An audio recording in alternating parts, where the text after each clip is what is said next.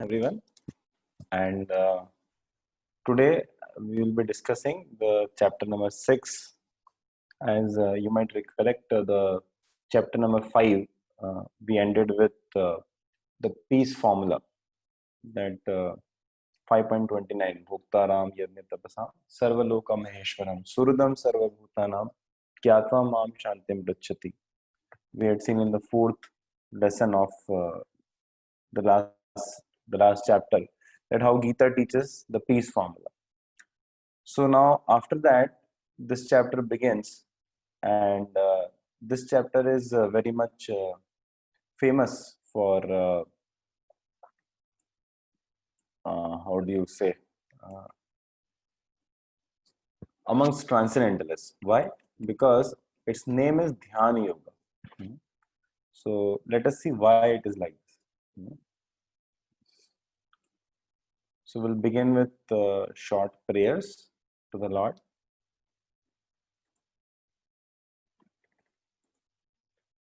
ॐ अज्ञानतिमिरान्धस्य ज्ञानाञ्जनशलाकया चक्षुरुन्मीलितं येन तस्मै श्रीगुरवे नमः।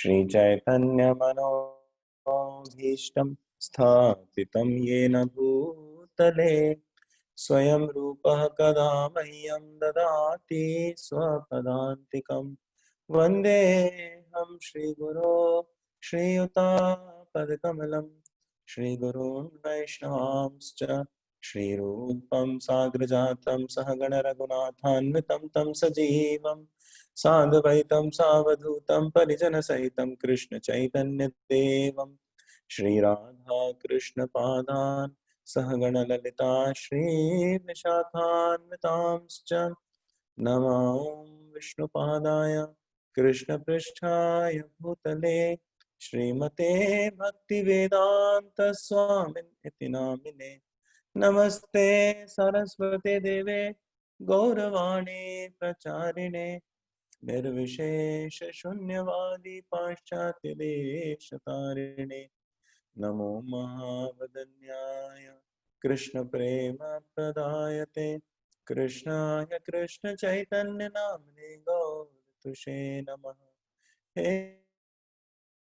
हे कृष्ण करुणा सिंधो दीनबंधो जगत्पते गोपेश गोपिका कांत राधा कांत नमोस्तुते तप्त कांचन गौरांगी राधे वृंदावनेश्वरी वृषभानुसुते देवी प्रणमामि हरिप्रिये वाञ्छाकल्पतरुभ्यश्च कृपा सिन्धुभ्य एव च पतितानां पावनेभ्यो वैष्णवेभ्यो नमो नमः।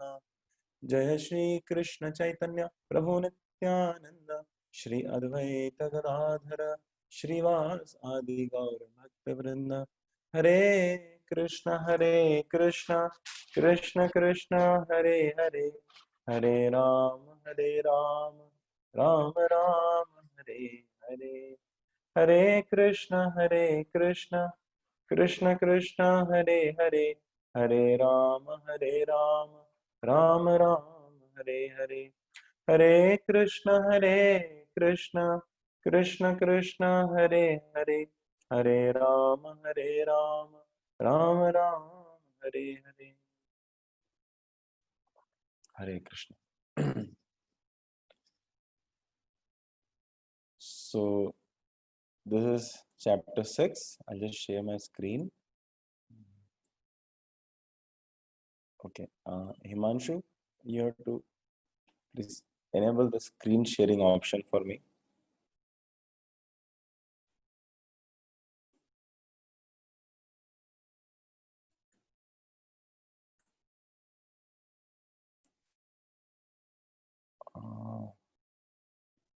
Himanshu? Okay.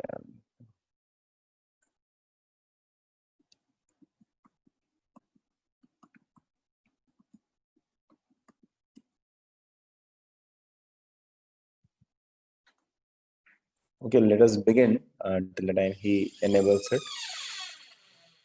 This is chapter 6.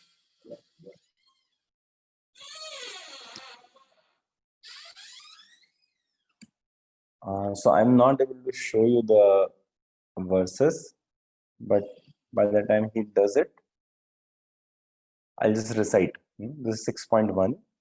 Shri Bhagavan Vacha Anashrita Karma Phalam Karyam Karma Karotiya Sa Sanyasi Cha Yogi Cha Na Niragnir Na Chakriya. One who is unattached to the fruits of his work and who works as he is obligated is in the renounced order of life. And he is the true mystic, not he who lights no fire and performs no duty. So, in this chapter, the Lord explains that the process of the Eightfold Yoga system is a means to control the mind and the senses. However, this is very difficult for people in general to perform, especially in the age of Kali. Although the Eightfold Yoga system is recommended in this chapter, the Lord emphasizes that the process of Karma Yoga or acting in Krishna consciousness is better. Everyone acts in this world to maintain his family and their paraphernalia, but no one is working without some self interest, some personal gratification, be it concentrated or extended. The criterion of perfection is to act in Krishna consciousness and not with a view to enjoying the fruits of work. To act in Krishna consciousness is the duty of every living entity because all are constitutionally parts and parcels of the Supreme. The parts of the body work for the satisfaction of the whole body. The limbs of the body do not act for self satisfaction but for the satisfaction of the complete whole. Similarly, the living entity who acts for satisfaction of the Supreme Whole and not for personal satisfaction is a perfect sannyasi, the perfect yogi. Yes. So, this is very easy to understand. How?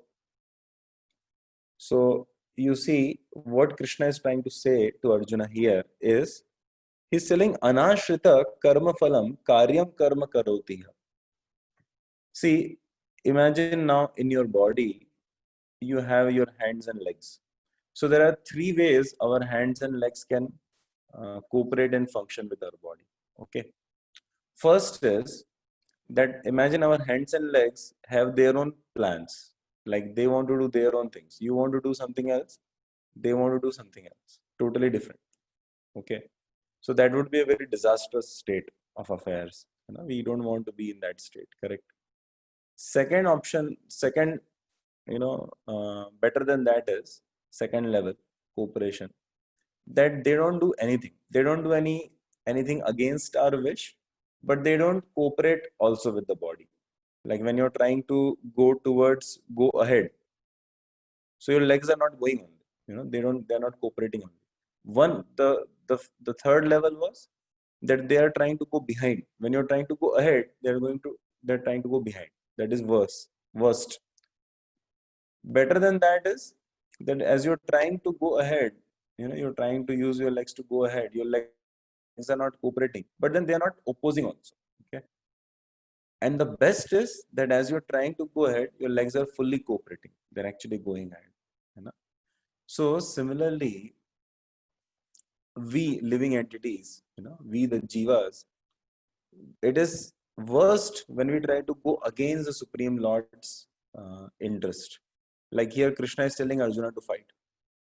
So imagine Arjuna fights but from the side of adharma. That is worst. Okay. Like Duryodhana is doing. So that Krishna definitely does not want. Now what Arjuna is telling is, I won't fight. I won't fight for the sake of dharma also. I am not fighting for adharma, but I'll not fight for dharma also. Krishna is telling, Arey, rise above it. Better than this is fight for dharma. So to fight for adharma is the worst. To not fight at all is better, but not the best, is not what is ideal. And to fight for dharma is the best, as Krishna wants. Okay. So to fight for adharma, to not fight at all, and to fight for the dharma, that is the highest. So Krishna is telling ki who is a real sannyasi, who is a real yogi, not one who does no activity. Like Krishna is telling here, na? Anashrita karma phalam karyam karma karotiya. Bhai, sannyasi is not one who does work for some fruitive activity. Bhai, I'm doing this activity, I should get some benefit. Like people do business or people do something and then they want the benefit, right? Like my karma phal should come to me. So what do people think of sannyas as? I'll leave my karma. I'll not do any activity. I'll be detached from the world. That is sannyas. No, Krishna is telling that is not sannyas. That is half sannyas. Real sannyas is not when you don't light any fire, not when you don't do any activity, not when you're not at all active, sakriya. No, Krishna is telling when you're active for Krishna. You know, like like now what we are doing is we're using this laptop, you know, and we are using all the means possible to serve Krishna. So if we would have left, we have left all the material activities, but then we just sitting silent. So now that doesn't help actually. That doesn't please Krishna, like that. Okay. Similarly, any grahastha devotee also, any person who's married or doing a job or business can also live like a sannyasi. How? When his life is focused, you know, in order to please Krishna, in order to serve the mankind, serve everyone else in this world, the way Krishna wants.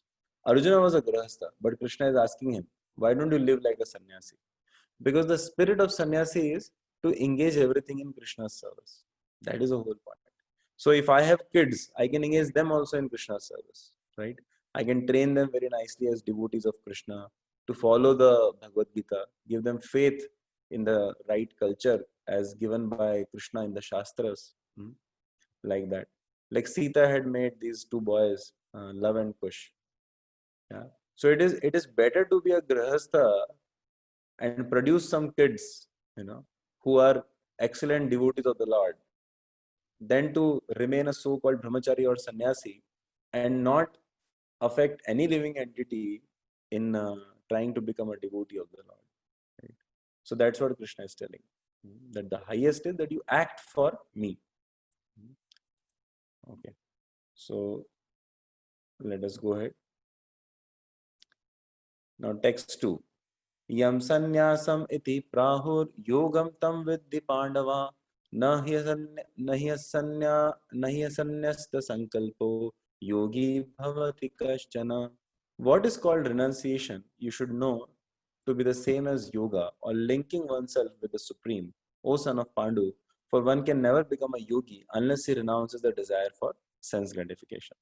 So Krishna is telling here that the real sannyas or bhakti means that one should know his constitutional position as the living entity and act accordingly. What does it mean? The same thing here. That the sannyas is really in the spirit of it. What is the spirit of it? That this doesn't belong to me. Like say for example, a driver is there, and he is driving a car of the master. So he knows this is not my car. This is master's car, but he drives it confidently. In what way? Okay, master wants to go from this place to that place, so I'll take him. Similarly, Krishna says, everything in this world belongs to me. So you use it, happily use it. But how should you use it? In the direction in which in the direction in which I want. Like Arjuna and Pandavas, they always would use their entire kingdom and all the resources the way Krishna wants, right? The way Shastras have given the directions.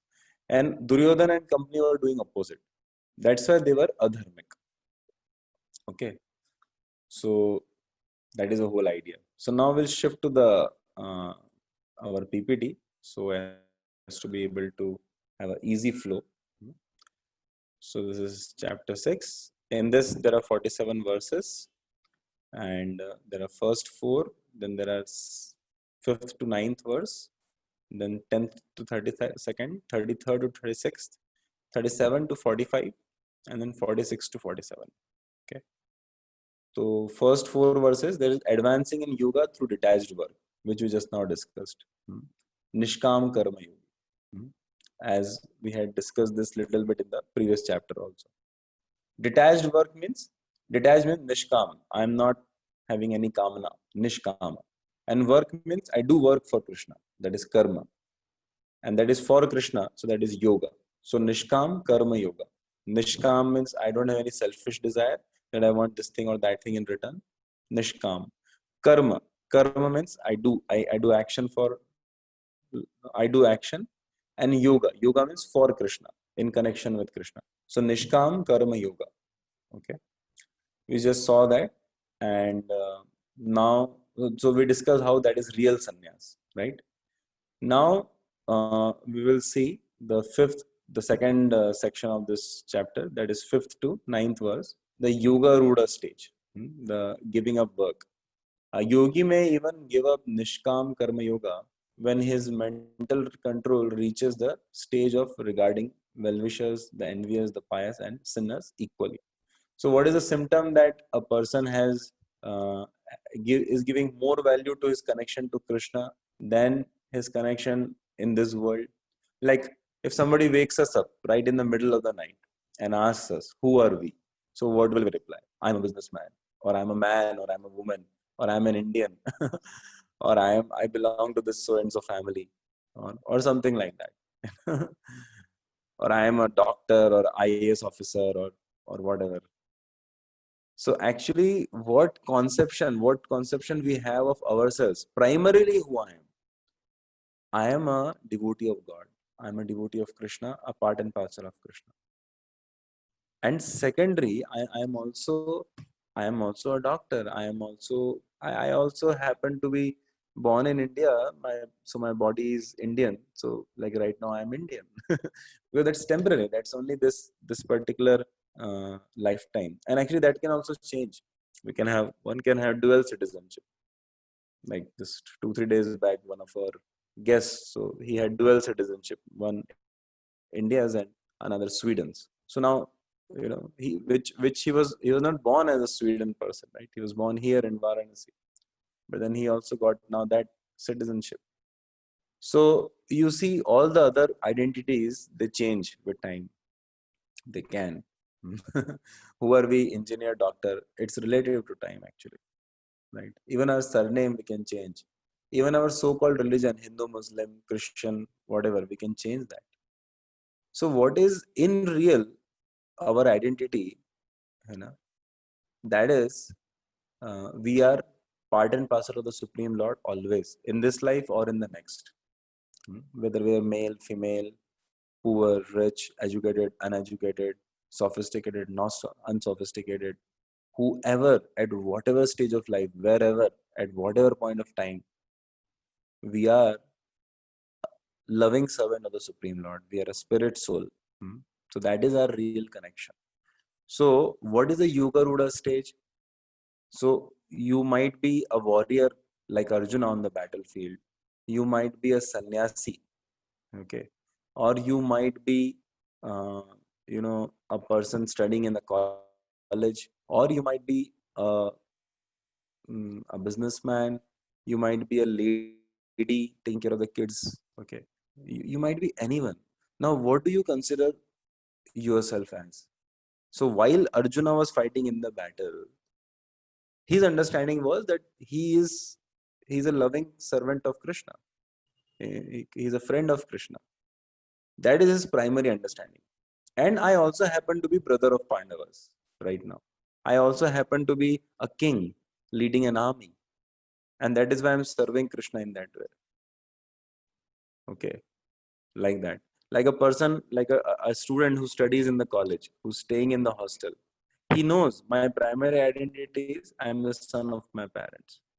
But I also happen to be right now a student of this college. That's why I have an iCard and everything. Not that is unreal. No, I am a student of this college. But that's not me foundationally. Foundationally, I belong to my parents. That is the most important thing. Similarly, Yoga Ruda stages when one clearly understands who I am, and then he acts in that way, based on that identity. So that is called real sannyasi, a stable transcendentalist. That's what is the second section about. Okay. First section is that we act in that way, like to serve Krishna. We use everything in the service of whom it belongs to. We took this example of driver. We saw that how to fight for dharma is the highest, even better than not fighting at all. And the second section we saw that Yoga Ruda stage means who we are primarily, that we are clear.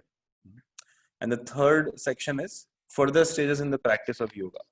which means Krishna here starts describing that how one is actually in touch with the Paramatma. So as we go ahead with the PPT, we'll discuss that. In the fourth stage, in the fourth section, 33rd to 36th, there is a description of necessity of controlling the turbulent mind. This is the most interesting part of this chapter, section fourth. So we'll see it. These four, all these four verses will read. So this is like, because when Krishna describes this, that why don't you practice this yoga of connecting with the Paramatma? That is what is called as Dhyana Yoga. In the third section, uh, this 10th to 32nd verse, this is exactly what is called as Dhyana Yoga. So Krishna, as he describes that, Arjuna definitely feels that this is very difficult. अरे भाई forest में जाके अपने mind पे concentrate, मतलब अपने mind को control करके भगवान पे कंसंट्रेट करना बहुत डिफिकल्ट है Krishna. Arjuna says this is extremely difficult. This is like I don't know that it's possible for me. And Krishna says why? So then he explains that the nature of mind is turbulent, strong, you know, and it's obstinate and all those things. So we'll see that. So then Krishna says, yes, I agree. It is like that. So Arjuna says, so will it be, should I even try what you're saying? Like you're telling me to fight. So should I fight? Because see, if I control my mind, and if I fail in controlling my mind, then unnecessarily I have wasted my life trying to practice spiritual life, because I could not enjoy material sense gratification also, and I could not become a good devotee also of yours. So what will happen is I lose on both the sides. So is that a good proposal, Krishna? I am not sure of the success in the spiritual path. You know, if I walk onto the spiritual path which you are asking me to, then I'll have to give up sinful life. If I give up sinful life, so I'm leaving aside the pleasures of this world. Like I can be drinking liquor, I can be having illicit affairs. So you are discouraging me from doing all those things.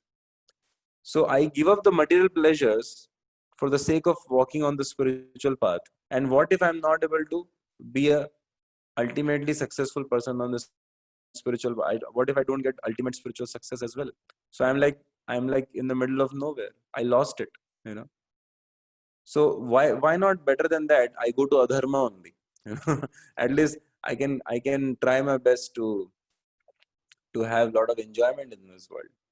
So then Krishna says the fifth section, that is the 37 to 45th verse, the destination of the unsuccessful yogi.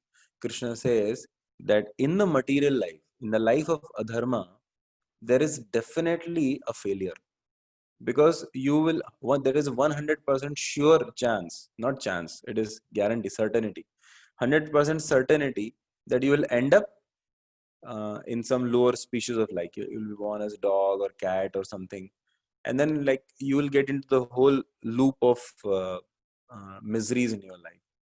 So Krishna says that the best is that you take up spiritual life as I am asking. Why?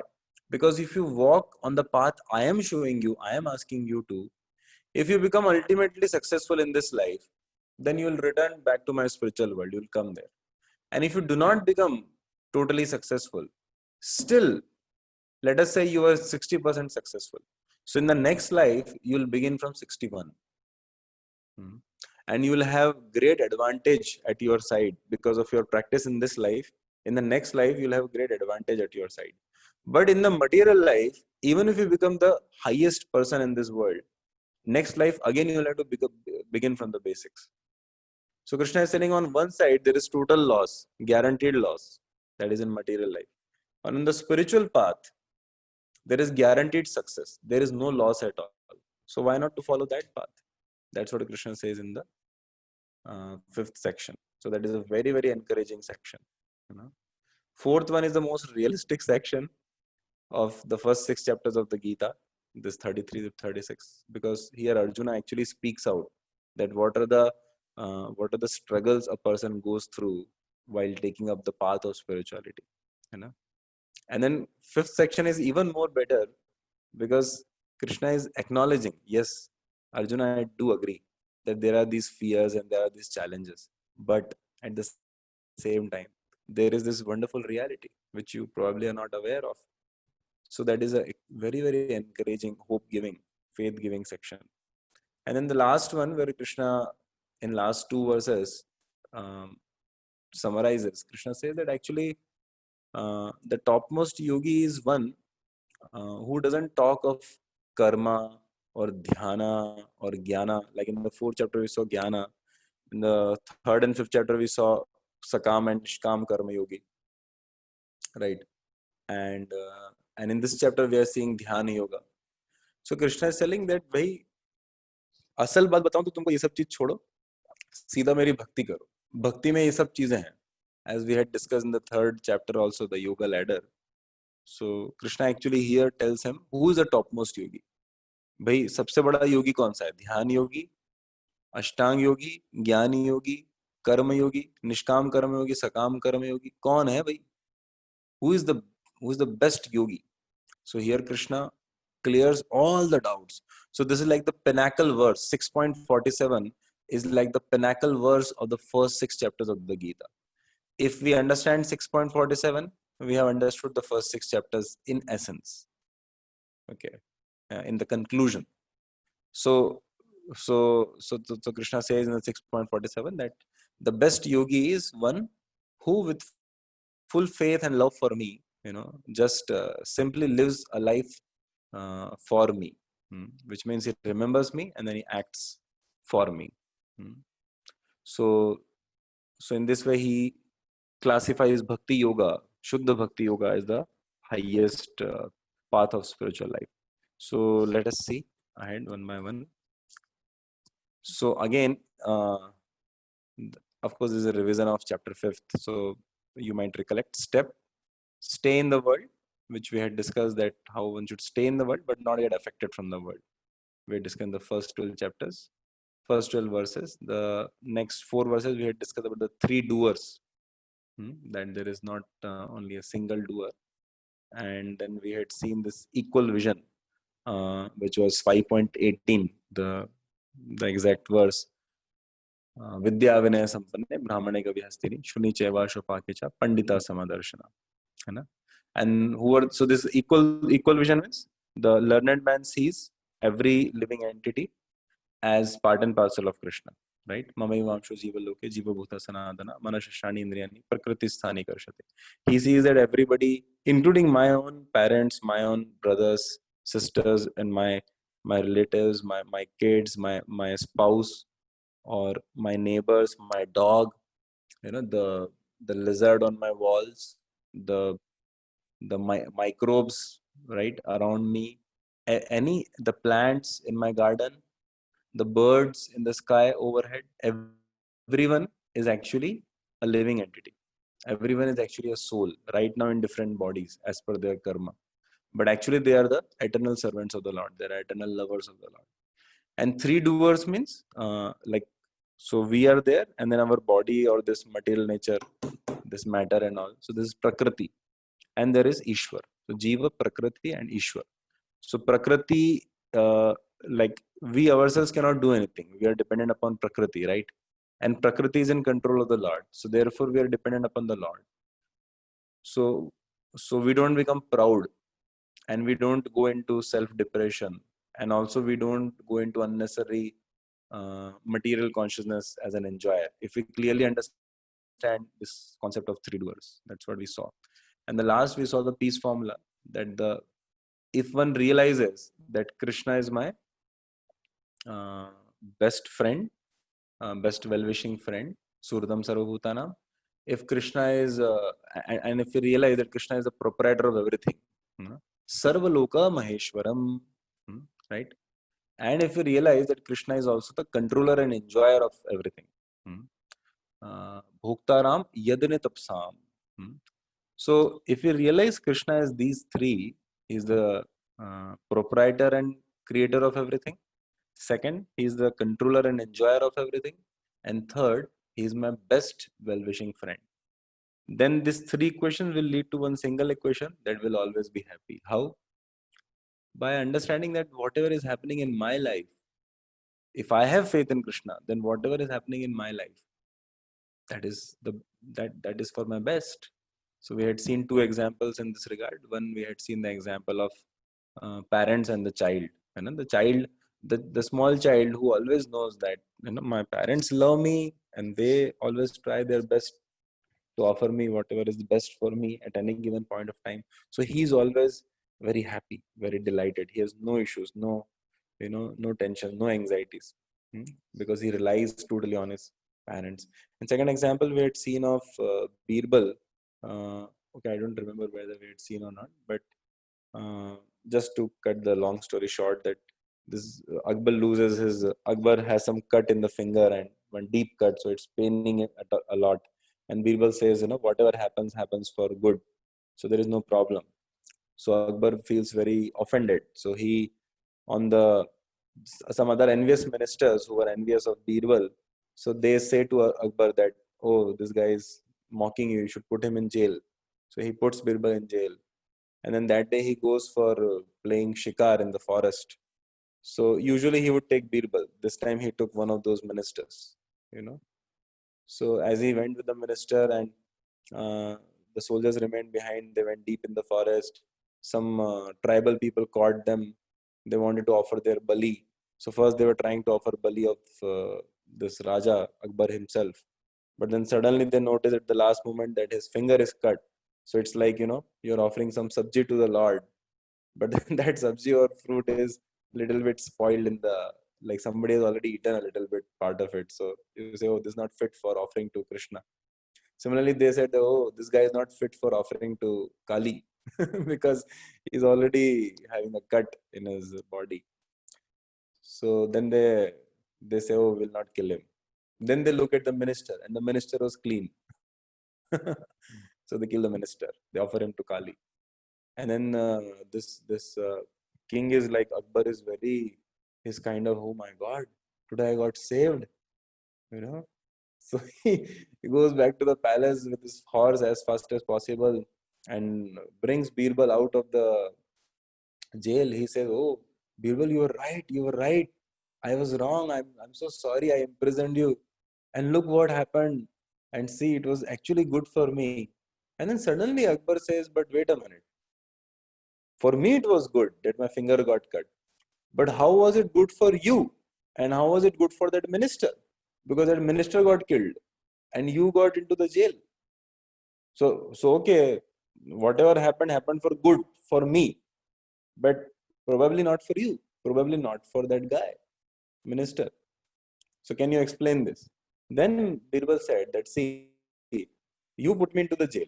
Now, why that was the best thing for me? Because had you not put me into jail, I would have naturally come with you to the forest as usual.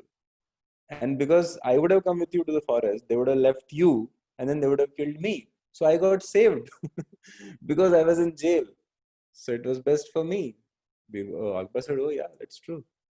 And what about the minister? This guy got killed. Birbal said, see, out of his envy, he has been trying to look down upon me.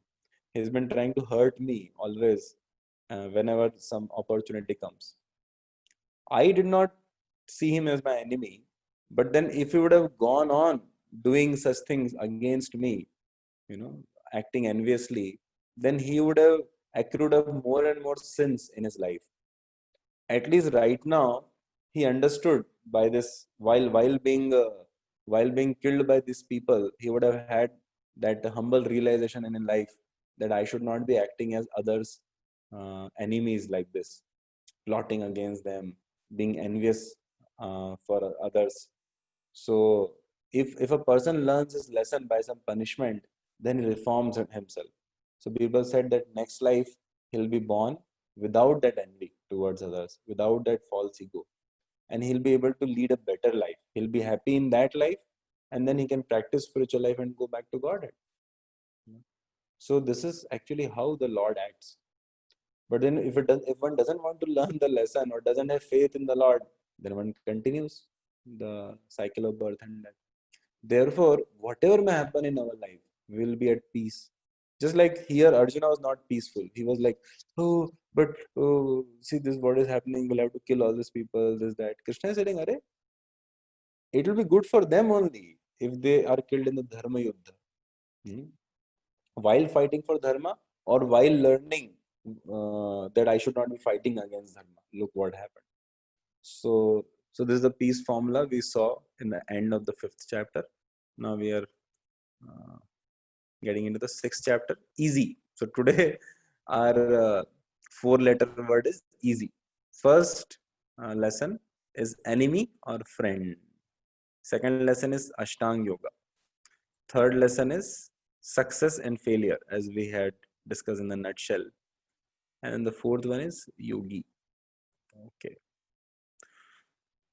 So yes, detachment comes to one who realizes that he is not autonomous in his actions. He understands that without Lord's sanction, he cannot do anything. Okay. So this we had discussed, na? Who is the doer? Like remember, Jiva, Prakriti. I hope you're able to see on your screen. Jiva, Prakriti, and Ishvara. So it is only by the sanction of Ishvara that the Prakriti cooperates with our desires, with Jiva's desire, right? So, so Jiva should understand that without Lord's sanction, nothing can happen in my life. So that means whatever is happening in my life has been happening by the sanction of the Lord. That means He is the master, He is the enjoyer. So I should use everything in His service, because everything actually belongs to Him. Okay. Then one who purifies his vision and activity by Nishkam Karma Yoga and can make further advancement by practice of meditation on super soul by Ashtanga Yoga method. So here is telling that what is Ashtanga Yoga. जैसे आप इधर देख रहे हो ना, एक left side में योगी जैसा बैठा है इधर. एक टिपिकल अंडरस्टैंडिंग क्या है योगी का, कि वो फॉरेस्ट में जाता है और ऐसे ना ऐसे ध्यान की मुद्रा में बैठ जाता है, राइट, ऐसे, और फिर वो कंसंट्रेट करता है. तो एक्चुअली वो क्या है, अष्टांग योगा में आपका आपका जो पोस्चर है, आप मतलब ये जो जिस तरह से आप बैठते हो या जिस तरह आप ध्यान करते हो, the entire purpose of all these activities is to concentrate our mind on the super soul, on Bhagavan, Krishna. So what is the meaning of Ashtang? Ashtang means Ashtang, 8 limbs, not of our body, but there are this 8 practices in this Dhyana Yoga system. There are 8 practices: Yama, Niyama, Pranayama. These are the 8 practices. So when you learn these 8 practices one by one, and when you perform them, then in the end of it, you can expect to have some concentration on the Supreme Lord. So this practice is not so easy. It's quite difficult. Like in the summertime, you have to light fire all around you, and then in the middle, you have to sit and try to remember Krishna. Focus on the super soul. Similarly, in the winter time, so they go into the Himalayan rivers and then they stand naked there. That too on one leg at times, and then in the chilling cold they try to focus their mind on the super soul. Like basically the idea is that I should not be affected by the dualities of this world. I should remain equipoised, sama. So it's not so easy, actually. It's very difficult. And even if you perform it physically, like, our mind is all the more difficult. So in the mind, so many other thoughts come: lust, anger, greed, and then possessions of this world. So many thoughts, right? So depression, impression. So in reality, any of the yoga processes are not so easy. The most easy and natural path of spiritual life is Bhakti Yoga. It contains the essence of all the yoga paths. And it is the most sweet path. It is the sweetest path. It is the easiest path. It is the most natural path. And it can so easily be performed that we can see examples all around us. Okay. So, but in the Satya Yoga and all, there were people, high quality people, who could perform these other, like the Ashtanga Yoga and Dhyana Yoga and all. Today, even if you want to perform Ashtanga Yoga, Dhyana Yoga, where are the good forests? Hardly man has left any forest. So one who desires to practice Ashtanga Yoga should not suddenly give up the prescribed duties. That is the Karma Yoga. So why one should not give up suddenly? Like say somebody may say I want to become sannyasi. So one should not suddenly give up karma in his life. जैसे कई बार आपने news वगैरह में पढ़ा होगा कि फलाना फलाना फैमिली ने this particular family left everything, all people, and then they just became monks or something. Actually, that need not be done.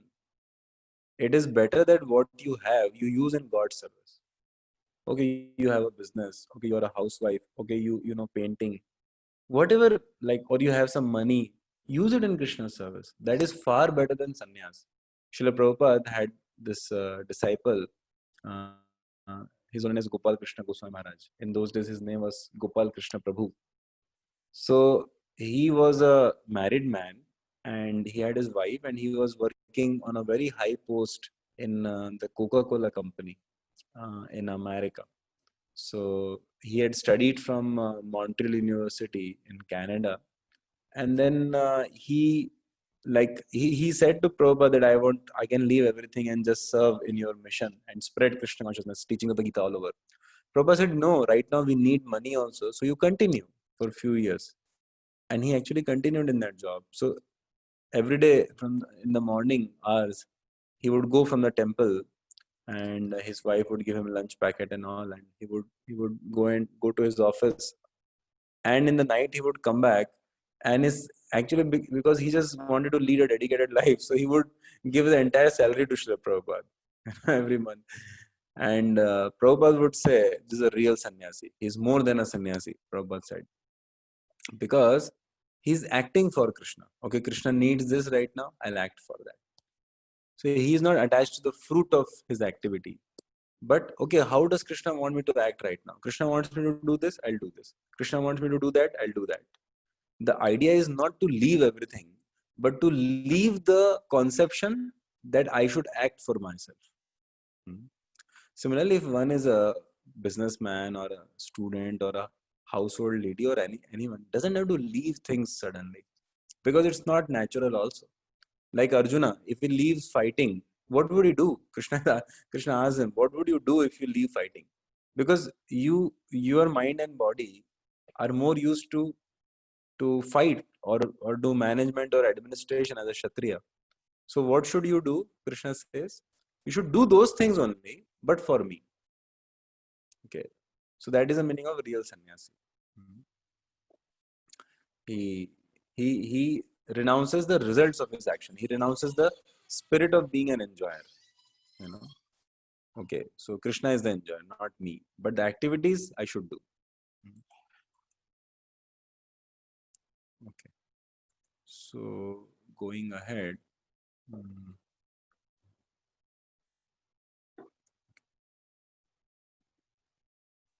Yeah, so this we had discussed about this Yoga Ruda stage. Yoga Ruda stage, you might recollect, is that I was discussing that what is the primary identity we have of ourselves?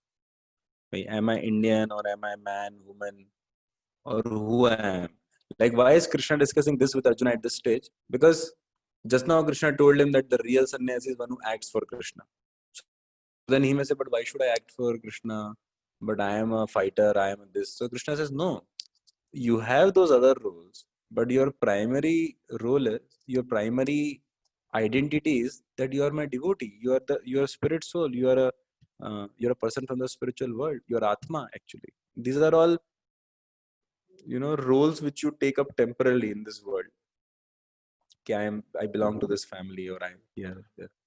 So like that. So Yoga Ruda stage means when we are clear about that identity, and then whatever current activities we are doing or roles we are playing, then we align ourselves as per our original spiritual identity. Okay.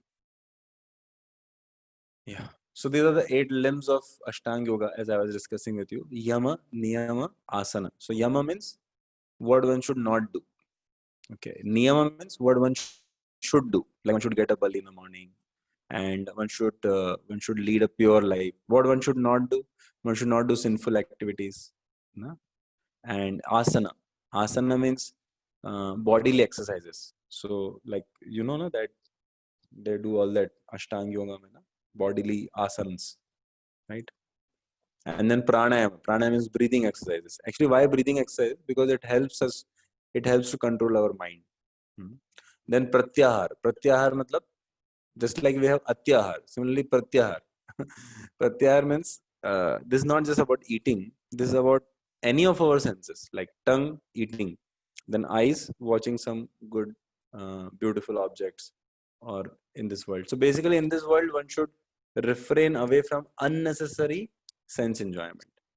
So see, when we do unnecessary sense enjoyment, then we don't feel like practicing spiritual life. Like right now, you could have spent the same 1.5 hour on some other enjoyment of this world, but no, you chose to spend that time understanding the teachings of the Gita. So you practice pratyahara. You withdrew your like right now you are sitting with your laptop or your mobile. So your senses may say, "Hey, open another tab. Remain online here, but keep doing something else. Maybe watch a movie or something." So then that will be that our senses cheated us. They became successful. But pratyahar means no, we withdraw our senses from the sense objects, and then we engage them in the spiritual path. Then dharana means we fix our mind on Lord's form. That is the dharana word. Actually, this means like around 12 seconds. So for 12 seconds, one is not doing anything. I mean, not doing also, sorry, not even thinking of anything else. 12 seconds of exclusive thoughts on the Supreme Lord, that is called dharana. Then seventh stage is dhyana. Dhyana means 12 into 12, which means for 144 seconds, roughly 2.5 minutes, one is totally focusing on remembering the Supreme Lord. Totally, like no other thoughts. कि मेरा mobile में क्या हो रहा है या ये वो, nothing, exclusive, like absolutely no breakage of that full concentration for 144 seconds. That is dhyana.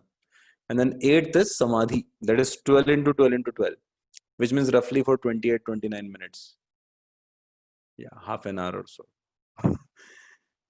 Yeah, actually, except for some wrong thoughts, generally living entity has no dhyana or samadhi in anything. Sometimes some student, out of some pressure of studies or homework, may get into some dharana for some time, for some studies purpose, or some businessman into some resolving some business issue or some legal issue, something like that.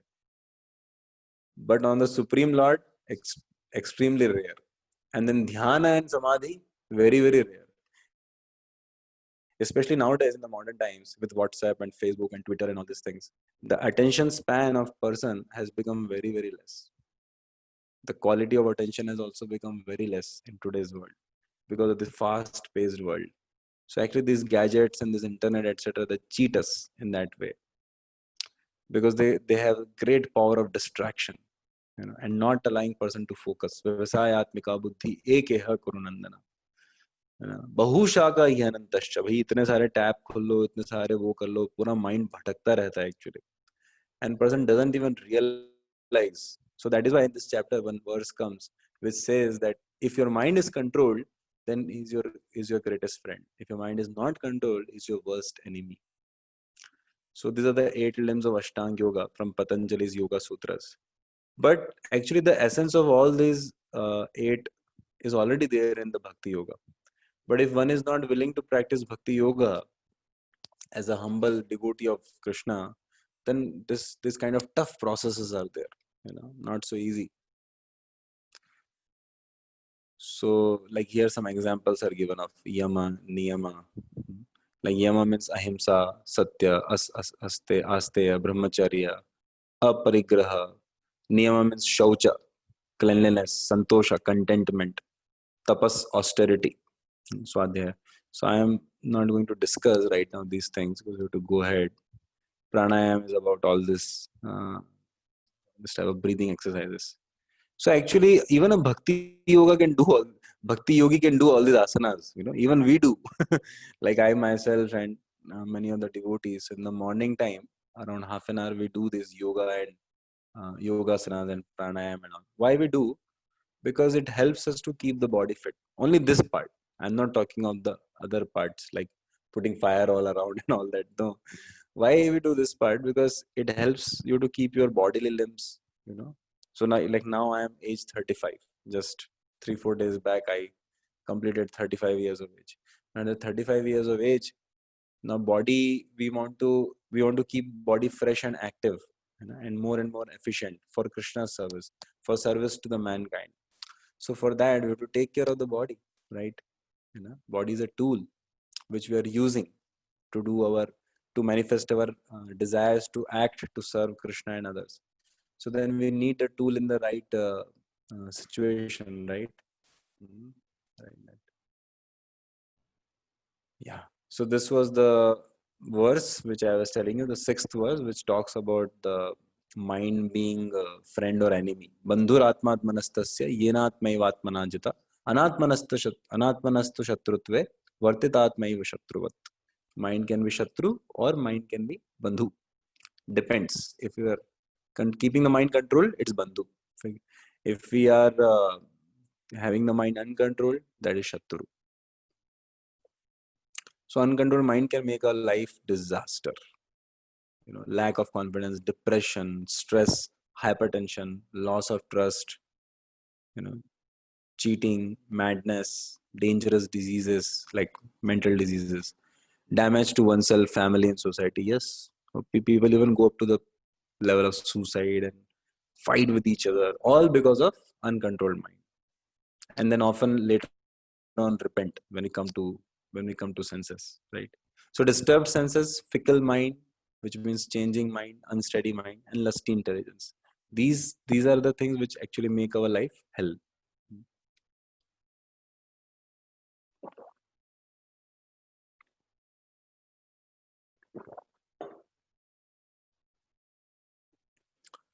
And see, rape, murder, becoming a drunkard, doing suicide, visiting prostitutes, burning down houses, fighting with others, picking quarrels, smoking cigarettes. Horrible. Despite having intelligence, one may do all these nasty things because of uncontrolled mind.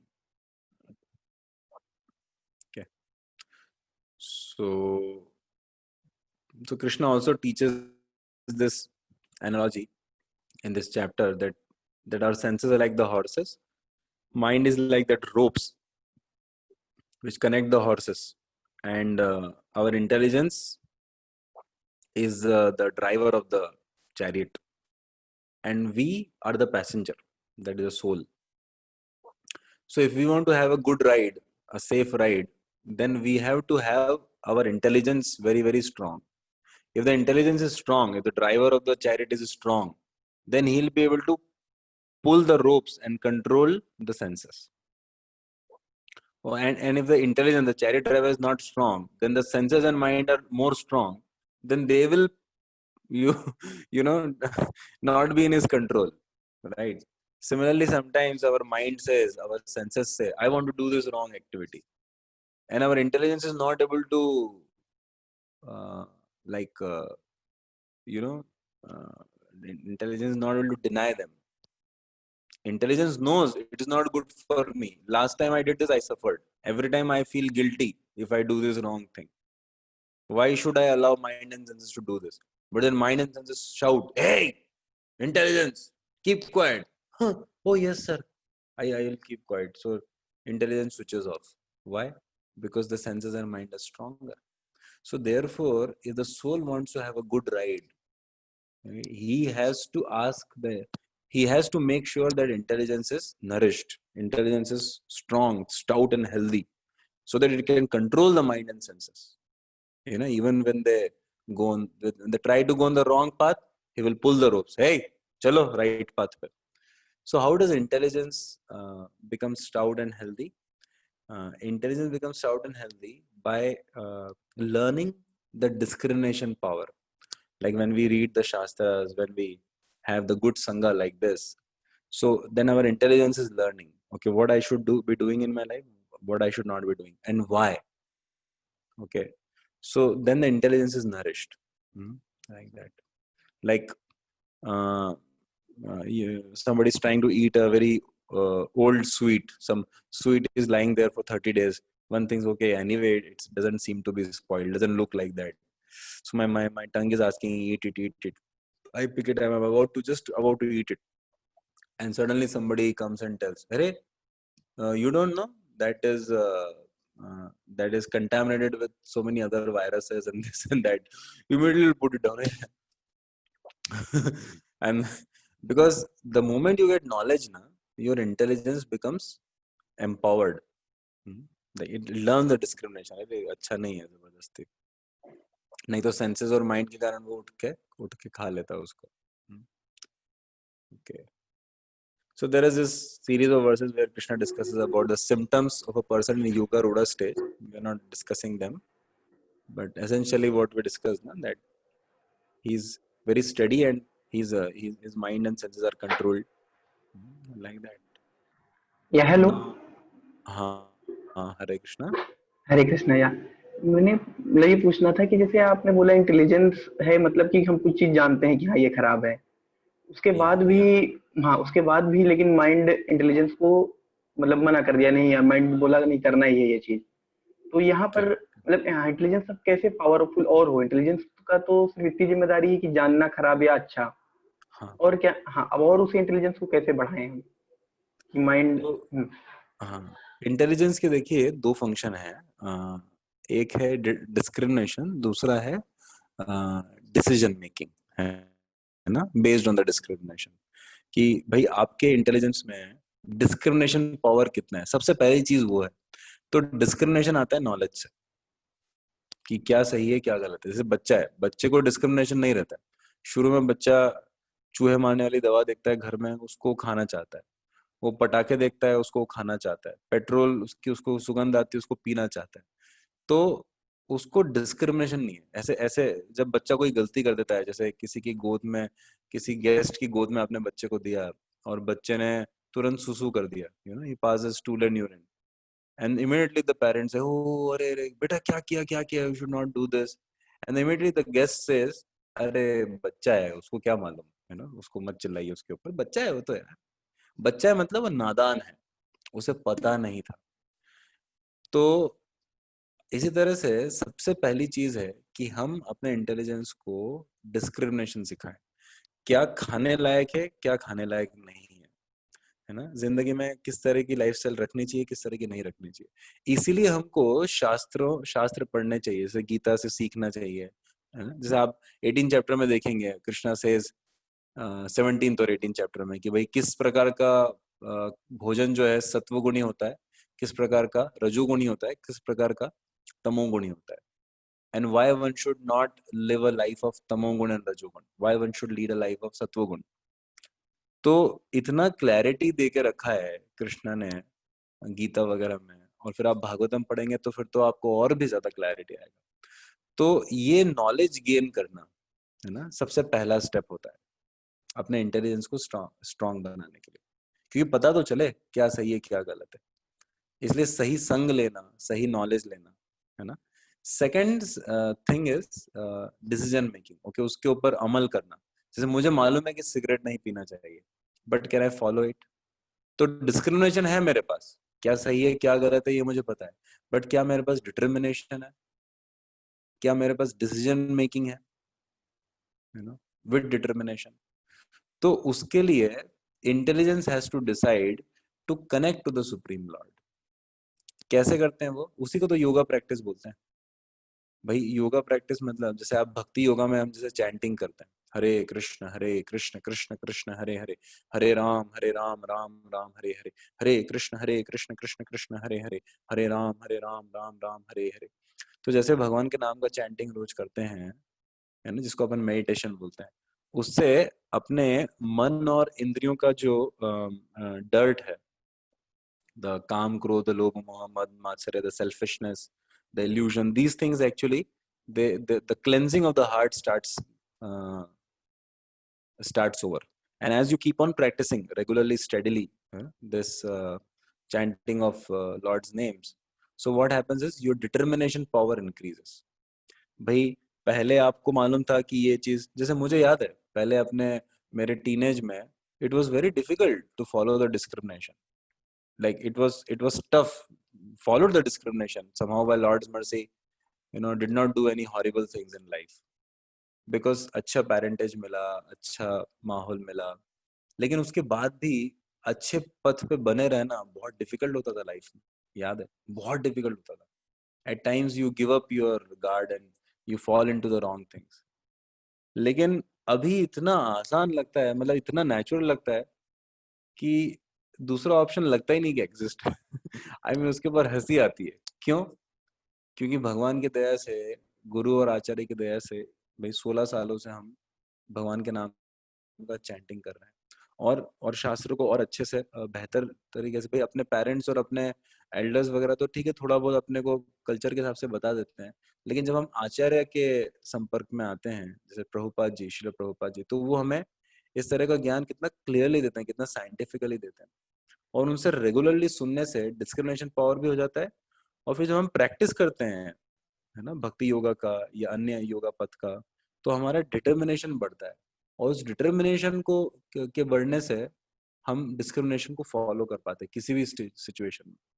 भले ही आपकी life में बहुत attractive situation आएगा कि कोई आपको बोल रहा है कि you can have dirty affairs with this women easily, this young woman, nobody will say anything, or you can have a bribe of 10 crore rupees, but आप कभी भी कुछ गलत काम नहीं करोगे अकेले में भी. इतना डिटर्मिनेशन आपको मिल जाएगा, इतना सेंस कंट्रोल मिल जाएगा इजीली. नॉट लाइक टफ हो रहा है आपको, ऐसे करके नहीं, हैप्पीली, नेचुरली. क्यों? I mean, forget about this sense control. You will in fact be able to live your life selflessly for others. How this will happen? When our heart gets cleansed. And that determination comes by connecting with Krishna. And how do we connect with Krishna? The best, by any process of meditation, by any process of yoga. And the best process of yoga and meditation is to chant Krishna's names. In this age of Kali Yuga, that is the best process of meditation. So I hope, Abhishek ji, आपका ये you got the answer. हाँ बिल्कुल, thank you. So let us go ahead. Yeah. So we discussed already this 10th to 32nd verse. You might remember in the 1 hour back in the introduction itself, and also in the few slides back we had seen this 8 processes of Ashtanga Yoga. So these 8 stages, as we discussed in essence, are actually very tough, are not meant for people of this age. Plus, if we have the opportunity to directly accept the Bhakti Yoga path, which includes the essence of all the other yoga practices, then we need not try our hands at all this. One classical example, whom you may know about, who practices this Ashtanga Yoga, is our Ramdev Baba. So वो तो खैर पूरा नहीं करते, लेकिन वो इसमें से 3-4 अंगों का प्रैक्टिस करते हैं. वो धारणा और ध्यान और समाधि वो वाला नहीं करते वो, इसलिए that is why he doesn't go towards bhakti. But he's a genuine and honest person who is practicing the initial stages, and that is why he talks about good health, because his practice of yoga is not exactly spiritual. His practice of yoga, as he honestly says, is to keep good health and good mind, which he has, no doubt about it. And the reason is that he practices yama, niyama, pranayama, and pratyahar. These are the 4 things which he practices very strongly, and that is why he is able to teach them, and that is why you see his body and mind quite fit. At the same time, one has to understand that ultimately, as Krishna explains in the Gita itself, the entire purpose of yoga and the essence of any yoga practice is samadhi, is absorption in the Supreme Lord. Arjun को वही समाधि लड़ने से मिली थी. क्यों? क्योंकि अर्जुन एक क्षत्रिय था और कृष्ण ने उनको लड़ने को कहा था उनके कारण से. Like for Krishna's cause, Krishna asked him to fight. And that is why he was absorbed in fighting for Krishna. Just like any soldier who has lot of bhakti for वो कहते हैं ना देश प्रेम, देश भक्ति, patriotism. So a soldier who has deep patriotism in his heart, he will fight, na? He will fight on the border with the enemy soldiers. And while he's fighting with the enemy soldiers, in his heart there will be great remembrance of India. There will be great glorification of his country and India going on. He'll be thinking of, oh, my country is this great, that great, has this, that, right? Songs will be going on in his heart while he's fighting. Just like a mother is cooking for the kids, and like a lot of thoughts about the kids is going on in her heart, right? So this is exactly how Krishna asks anybody who is practicing bhakti or nishkam karme yoga for Krishna. Krishna says, Mam anusmara yuddhacha. You remember me and you fight. Mam anusmara yuddhacha. So if you are a student, you study. But remember you're doing it for me. Remember your relationship with me. Remember your purpose of existence in this world. Okay. So that is what actually spiritualizes our any activity. So we can be in samadhi even better than, I mean, Ramdev Baba has no comparison. We can be in much higher samadhi. We can be as good a devotee as Arjuna in our own situation if we are also doing our every aspect of our life for Krishna. Why should I take care of my wife and kids? Because they are Krishna's part and parcels. Right now, I have a role towards them, so I should play that role very properly. And I should teach them the right values, teach them the right lifestyle, teach them to remember Krishna and to serve Krishna in their life. Right? I have money. How should I look at the money I have or the abilities? I have abilities, talents. How should I look at them? Like somebody says, "Oh, आप क्या गाते हो, sir?" Oh, so I should not become proud. I should know this ability to sing is given by Krishna, right? Because my throat and my vocal cords have particular adjustment because of which my voice is good. So that is given by Krishna. I didn't adjust them. If somebody else wants, can he adjust his vocal cord and become a very good singer? No. And if something happens to my vocal cord, can I repair it? No. That means it's not in my control. Somebody says, "Oh, you're so beautiful, my dear lady. You're so extremely attractive." Yeah, that is because Krishna gave me that body, right? So I should not become proud. So similarly, I look at my money. I am able to earn money. So this is Krishna is arranging this. Otherwise, so many people are working even more harder than me. But what's happening in their life? So this money should, and this talent, this time, this energy, this money, this existence, this family, this is all belonging to Krishna. So I should use in Krishna's service. And because Krishna loves his entire world, because they are all his children, so I should use in their service also. Right? So the entire understanding is okay. So I have to take care of my family and other things. So, but at least part of my money, if I'm earning 100 rupees, 10 rupees I can offer to Krishna. 5 rupees I can offer to take care of the cows and other, such things. And in 100 rupees, 85 rupees I can see. We even give tax to the government. So Krishna has given us so much of talents and everything. So can we not use some of it in Krishna's service? Krishna has given us so much of time, 24 hours. So you say, okay, 1 hour, 2 hours, 3 hours for you, Krishna. Krishna has given us 100 rupees, let us say. We are able to earn 100 rupees a month. We offer Krishna 10 rupees. This is for your propagation directly.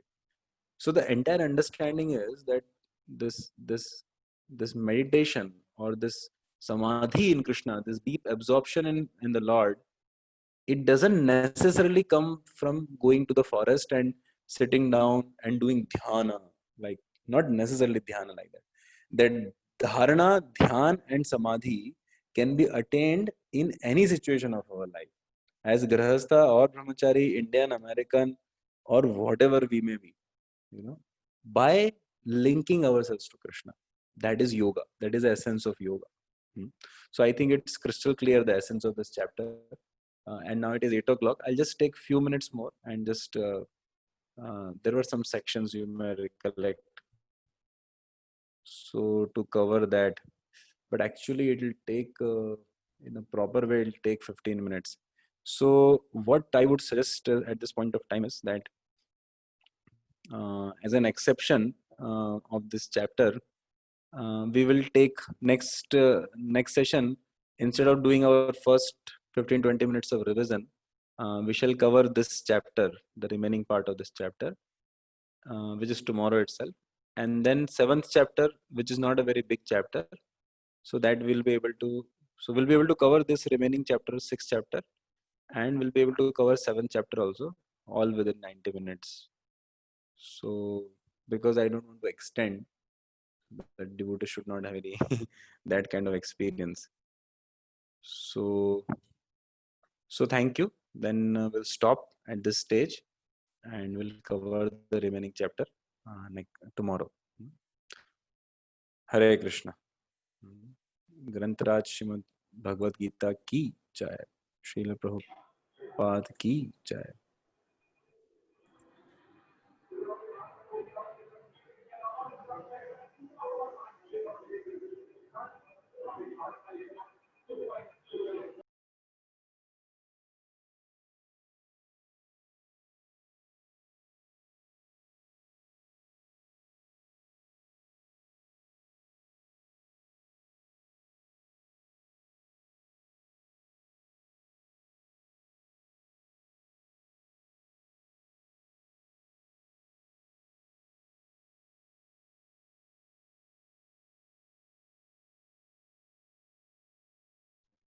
Yeah.